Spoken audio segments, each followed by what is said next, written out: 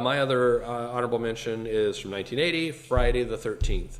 And the reason why... Honorable mention? Well, you haven't seen my list. Yeah, that's true. The reason why I'm giving an honorable mention is because, you know, a lot of the things that I look at on my list, I look at the time. And since I'm older, I experienced most of these movies in a theater, not at home. So, and that makes a huge difference.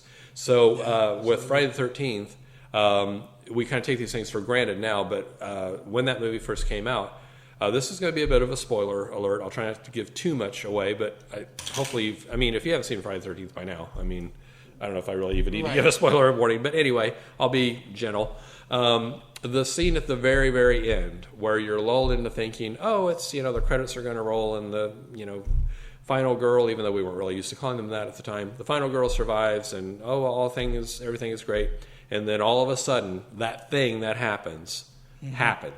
And I remember my brother and I watching this in 1980, and it just freaked us out. It gave us the chills, and we talked about it for days. Like, it would just really mess with our minds because it was so unexpected and so chilling and so unique, and just the timing of it was just perfect because of the soft music, and the cops are looking at her from the shore, and hey, are you okay? And she looks up at him, and then all of a sudden that thing happens. Yeah. And I get chills just thinking about it. And in slow motion. And in slow motion. And then, of course, it screws up all the other movies, but hey. Yeah.